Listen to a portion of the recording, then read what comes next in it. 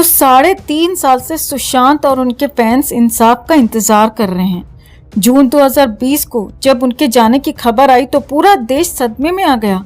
कई तरह की थ्योरी सामने आई, फैंस ने कई सबूत जुटाए। मुंबई पुलिस और तब की महाराष्ट्र सरकार ने इस केस को दबाने की पूरी कोशिश की, लेकिन ऐसी जनक्रांति आई कि केंद्र सरकार को सुशांत केस में सीबीआई लानी ही पड़ी।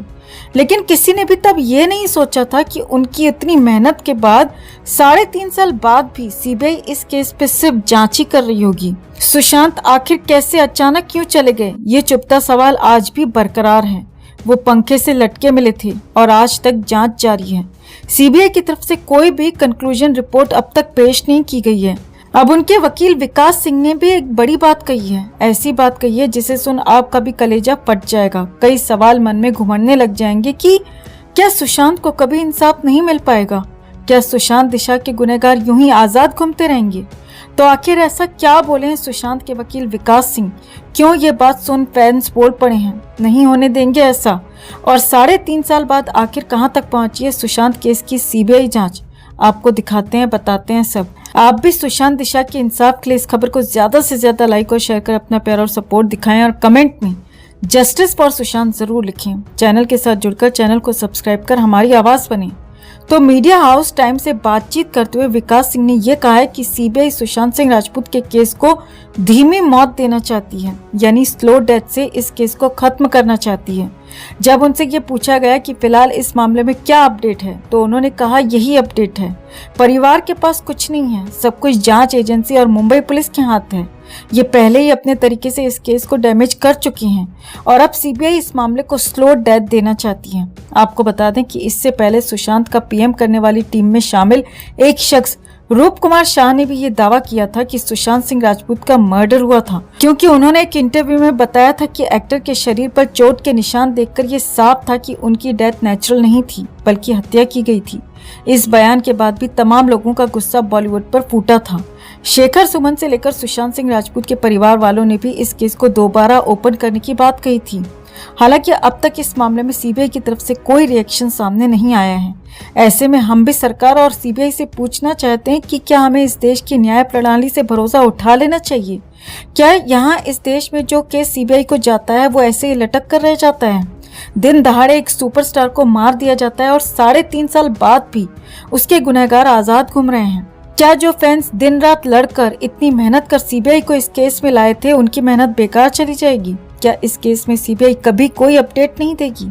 आपका इन सभी सवालों पर क्या कहना है दोस्तों? कमेंट में से लेकर आप भी अपनी बात, अपनी राय जरूर रखें और वीडियो को ज्यादा से ज्यादा लाइक और शेयर कर अपना प्यार और सपोर्ट जरूर दिखाएं। चैनल के साथ जरूर जुड़ें।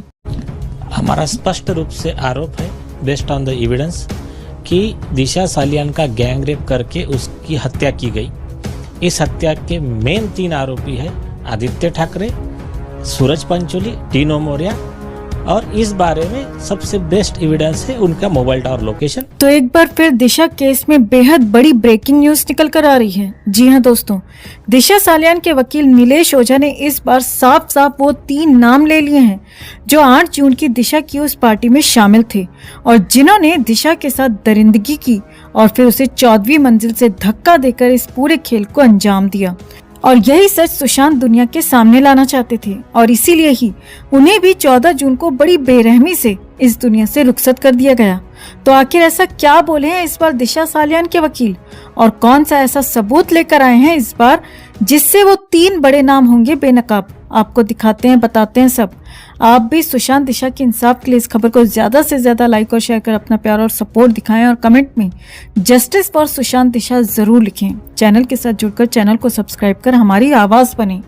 तो जैसा कि हम आपको बताते आए हैं कि इस बार की एसआईटी पूरी तरह से दिशा सालियान के केस की तह तक पहुंचने में जुट चुकी है और इसी को लेकर नए नए अपडेट्स निकल कर आ रहे हैं। लेकिन इस बार जो अपडेट दिशा सालियान के वकील नीलेश ओझा लेकर आए हैं वो होश उड़ाने वाला है, क्योंकि इस बार उन्होंने साफ साफ वो 3 बड़े नाम ले लिए हैं जो अब तक खुले तौर पर कोई नहीं ले पाया। जी हाँ, जिनके खिलाफ फैंस भी कई सबूत तो सामने लेकर रखते आए हैं मगर इन पर अभी तक कोई एक्शन नहीं हुआ। लेकिन इस बार दिशा सालियान के वकील पूरी तैयारी के साथ आए हैं और इन तीनों के ही खिलाफ एक ऐसा सबूत लेकर आए हैं जो इन्हें सलाखों के पीछे पहुंचाने के लिए काफी है। जी हाँ, इस बार दिशा सालियान के वकील नीलेश ओझा ने साफ तौर पर बताया कि 8 जून को दिशा के साथ पहले दरिंदगी हुई और फिर उसे 14वीं मंजिल से धक्का देकर गिरा दिया गया, और ये काम किसी और ने नहीं बल्कि आदित्य ठाकरे, सूरज पंचोली और डीनो मोरियो ने किया है, और ये तीनों ही उस पार्टी में शामिल थे।